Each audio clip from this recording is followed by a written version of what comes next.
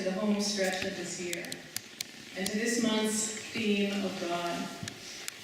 A theme I am well aware will cause some to bristle, and others to quiver with anticipatory delight. Today I approach this theme with deep gratitude for the Unitarian Universalist commitment to balance the wisdom gleaned from rational thought and scientific inquiry with, first and foremost, in fact, the wisdom gleaned from direct personal experiences of transcending mystery and wonder, which many associate with the G word, God. With a great mystery that connects us with all of creation, with an empowered identity grounded in love and purpose. A mystery that transforms us, that heals, unifies, humbles, and empowers us to become co-creators of reality, together creating heaven on earth. Such profound experiences, whether bidden or unbidden, those experiences of God as one of us, or God as within us, have long been called mystical, fostering not only personal awe and faith and purpose, but also giving rise to and sustaining collective worldviews, religions. Mystic experiences, found in all traditions, are by definition, first and foremost, mysterious, scientifically inexplicable, and awesomely indescribable. They are beyond words, and they are transformational. That is how we know them, because they transform. They forever change the way we see and understand and relate to mundane reality, because they make visible to us the connections between us in such a way that we can't help but protect and celebrate those connections. Today, after a month of pretty heavy news, pretty heavy reflections, I'm committed to bringing joyful focus to the spiritual gifts of this holiday season, including, because it is kind of tough out there these days, the opportunities these holidays provide to deepen our own sense of what a direct experience of mystery, whether we call it God or not, might mean to us individually and collectively. How it might empower us to engage with this world with much greater hope and joy and resiliency. So having had a lifetime of my own direct transformative experiences of transcending mystery and wonder, of God among and within us, even if I don't always use those words, I have come to hold as true here in my heart, aside from everything else I may have been taught or may have read, that we are called to be a light unto this world because the light is already in us. Which is why I say those words every Sunday. In that regard, we have far more agency than we may realize. I believe this with every fiber of my being. But before I expound on that, I feel the need to point out three things. First, that not all inexplicable, indescribable, transformative experiences are well sourced, are positive, or to be taken at face value. Second, scientific inquiry and facts do matter. Let's not toss out the baby with the bathwater. And third, there are some things we know are not true, but they still have deep value. So in terms of that first point, I want to start by affirming that not all visions and dreams and encounters with beings invisible to others are equal. Not in terms of their origins, and also not in terms of their impact. Some experiences, some whispered words of wisdom, may well be rooted in unconscious desires or fears, or in something that you saw in a movie once that you forgot about, and then it just kind of popped up into your consciousness seemingly out of nowhere. Sometimes they're the result of wishful thinking, of sleep deprivation, of chemical imbalances and even indigestion. It's been known to happen. Some extraordinary dreams and visions, by being so very vivid, convince us to do destructive things, to increase the fear, to increase the suffering that already exists in this world, the divisions between us, to increase the isolation. I've found that it's important to pay attention not only to the origin, but also to the impact, to question anything that divides us, anything that calls us to violence against one another or against ourselves or against this earth. Since we have powers of deductive reasoning, we should be using them. And since it is so very easy to delude ourselves about the origins and impacts of such experiences, questioning them together can make all the difference. And along those lines, so can investing in a diversity of relationships of trust. When we covenant to remind and encourage each other to balance our open-hearted curiosity with a healthy dose of skepticism, those relationships that make us feel safe enough to risk revealing and to help each other sort through all these mysterious puzzle pieces that we carry, where we willingly help each other assess insights acquired by what they call us to. Do they nourish us? Do they nourish or do they destroy? Do they unite or do they divide? Do they increase light or do they extinguish it? It makes a difference. That kind of covenanted support for deepening spiritual identity and purpose is often one of the most overlooked benefits of commitment to membership in liberal religious community. Because it's so much easier to just choose to hang out with like-minded people in a casual, less challenging way. But for most folks, spiritual deepening rarely comes casual or easy. The second point is that I'm acutely aware that the pendulum that was set into motion by the Enlightenment, these past centuries giving credence to all things observable and testable at the expense of other, less rational means of insight into the nature of reality, that pendulum has, this past election, definitively swung back in the other direction. We are living in a time where there is less clarity, less certainty about what is true and what isn't than ever before. An Orwellian time of instantaneous truth fabrication so perplexing, so exhausting, and so frightening that some are giving up on even trying to sort through all of these pieces, to balance holy curiosity with skepticism. Many are resigning themselves to confusion, to denial about being manipulated, and to false hope. And in the process, they're giving up not only their human right, their freedom and power to question, to imagine and to set into motion other, more just possibilities, but as a consequence, and this is what really terrifies me, they're giving up so many other hard-won rights and freedoms. So if ever there was a time to protect our right and our ability to apply reason to what we are observing of reality and are being called to, this is such a time. On the other hand, and this goes to my third point, which brings us back to the joyful holiday season, marked by religious and secular stories of extraordinary otherworldly experiences that our rational minds may well tell us are not worthy of consideration. Stories of angel visitations and of an immaculate pregnancy, sightings of flying reindeer, and a corpulent, white-bearded man in one night climbing down countless chimneys, leaving presents.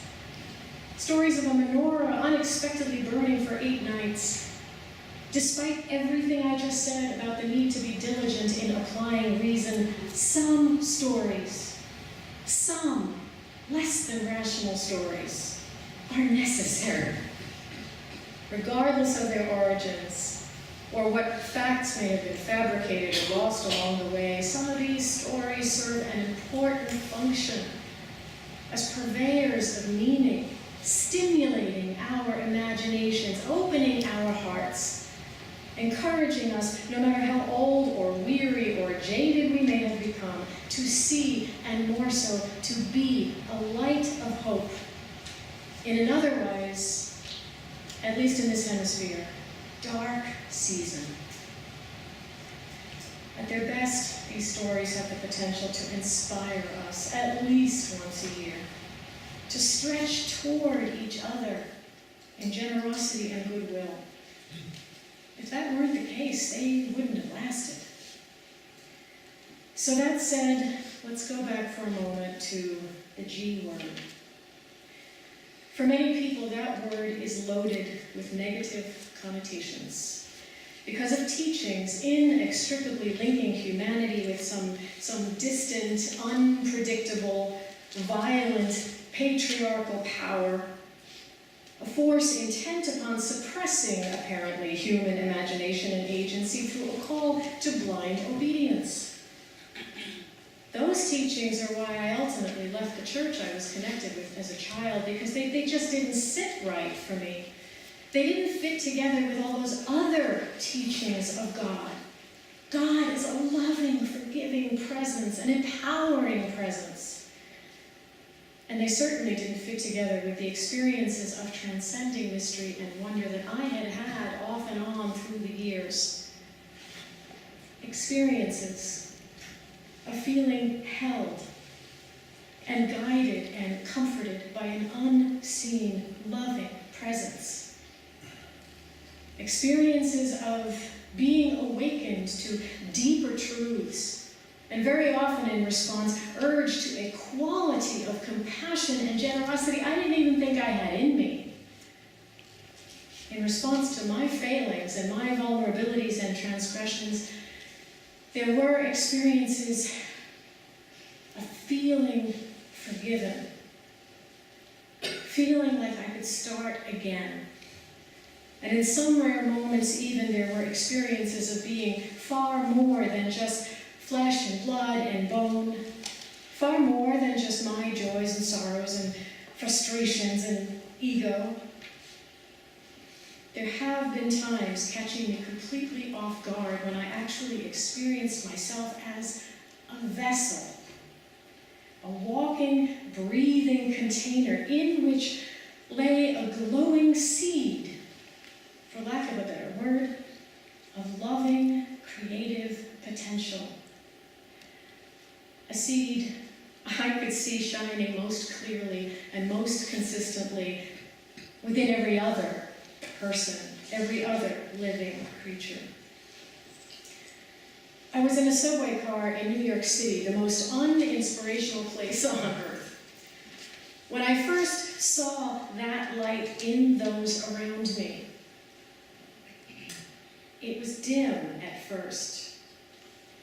It was dim at first, and then I saw it growing and pulsing, until I could see sparks of light shimmering like drops of rain on a spider's web after a summer rain, connecting each and every one of those seeds, every person in that car. The woman filing her nails, the man asleep, the youth reading a book. I could see it in each and every one of them and connecting every one of them, and it filled the entire subway car. And then I found myself floating above the city, and I could see that light coming up out of the ground and connecting every tree and every squirrel and every pigeon, reaching up into the heavens. And then I could see light coming down from the heavens, tendrils of light connecting all of this. And I was not on drugs.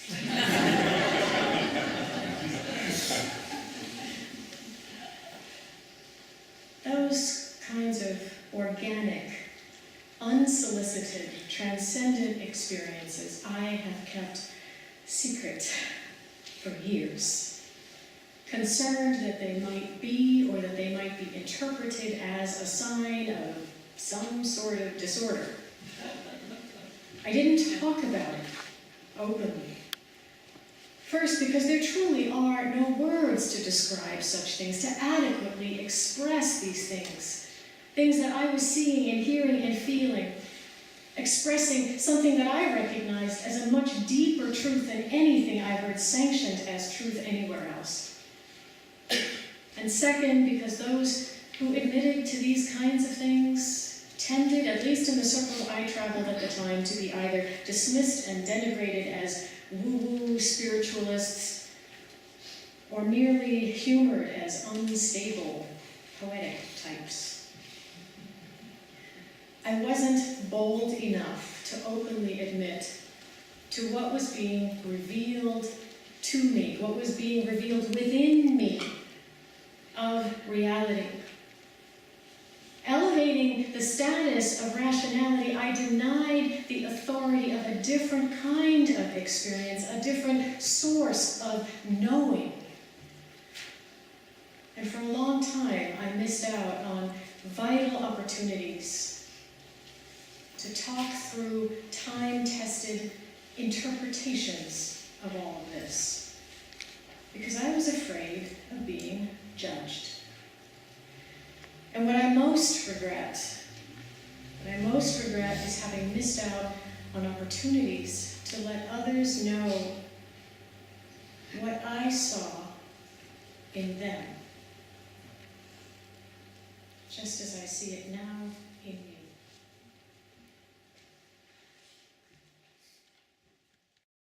His 1996 book, Mystics, The Soul's Journey into Truth, changed everything for me.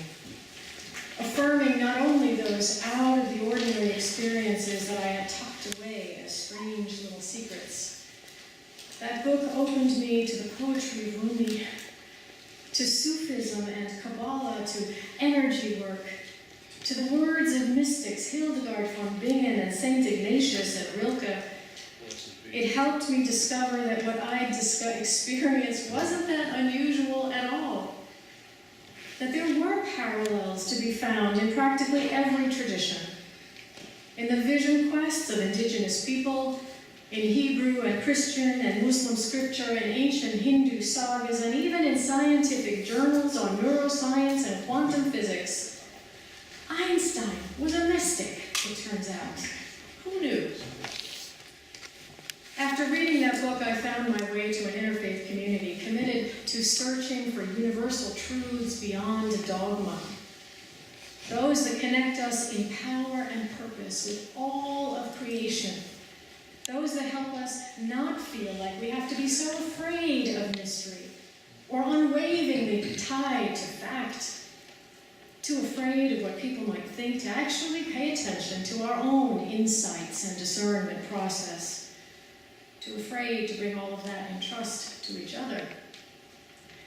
Among other things, that community helped me claim that word God, that one word, recognizing it as not such a scary thing. It's actually just one word among many, and it is imperfect.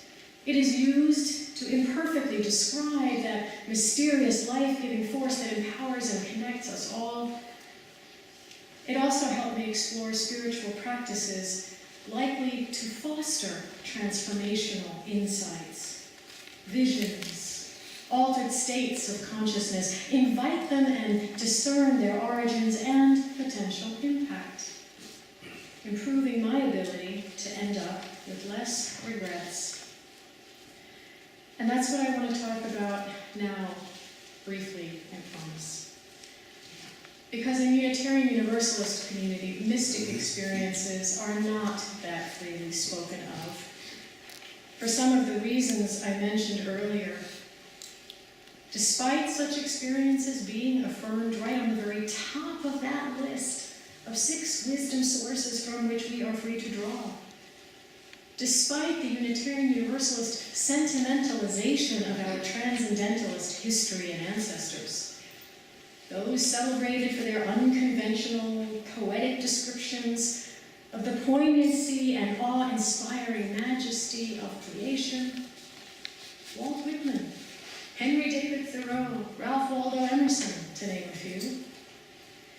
What has been coming up for me ever more urgently this past month, in my own mysterious, illuminated moments of deeper awareness and discernment, bidden and unbidden, is that whatever more people are needing these days, aside from practical tips on how to engage with civic responsibility in this new era, what I see us needing is a transformative, felt experience of fundamental, sacred connectedness with all of creation, with every being.